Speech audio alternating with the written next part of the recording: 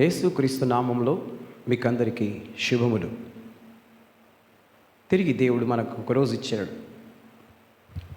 ఈ యొక్క వాగ్దానాన్ని వినడానికి.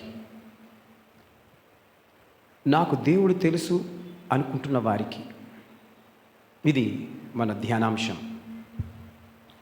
ఎన్నో కుటుంబాలలో నాకు దేవుడు తెలుసు అని అనుకుంటూ ఉంటారు, కానీ వారికి నా మనవి ఏంటంటే, దేవుడు మిమ్మల్ని తెలుసుకోలేదు. దేవుడు మిమ్మల్ని తెలుసుకోలేదు. దేవుడు మిమ్మును తెలుసుకోవాలంటే ఆయన మిమ్మును పరిశోధించాలి.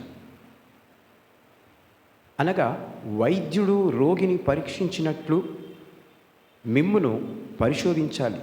కూర్చుండుట, లేచుట, నడుచుట, పడుకొనుట ప్రతి ఒక్కటి కూడా ఆయన ఎరిగి ఉండాలి. నీ హృదయాలను, నీ ఆలోచన పరిశోధించాలి. నీ మార్గము కూడా ఆయన పరిశోధించాలి అని ఆయన పరిశోధించిన తర్వాత ఆయన పరిశోధకుడుగా తిరిగి వ్యక్తిగా నీవు కనిపిస్తే అప్పుడు ఆయన నిన్ను ఆదరిస్తాడు. నీ వెనుక కూడా ఆదరిస్తాడు. నీ మీద చెయ్యి పెట్టి బలపరుస్తాడు. కాబట్టి దేవుని బిడ్డలారా, నీవు ఏ రీతిగా ఆయన కృపను దేవుడు దయచేయాలని అనుకుంటున్నావో అదేవిధంగా నేను కోరుకుంటూ ఉన్నాను. ప్రతి తల్లిదండ్రికి కూడా జాగ్రత్తగా పిల్లలను పెంచాలి. ఎందుకు అనంటే ఈ రోజుల్లో పిల్లలు అనేక రకాలుగా చెడిపోతూ ఉన్నారు. కాబట్టి దేవుడు మనము త్వరగా తెలుసుకోవాలి. ఎంతోమంది దేవుని సేవకులు దేవుని వాక్యాన్ని బోధిస్తూ ఉన్నారు.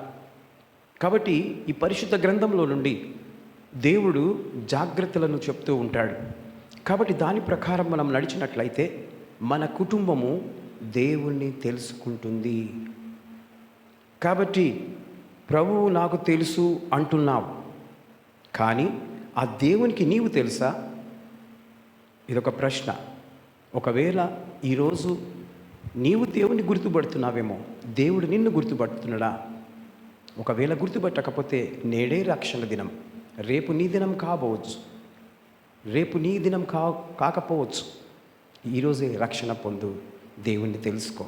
దేవుడి కొద్ది మాటలు దీవించి ఆశీర్వదించునుగాక. దేవుడు మీ కుటుంబాన్ని మిమ్మలను రక్షించునుగాక. ఆమేన్.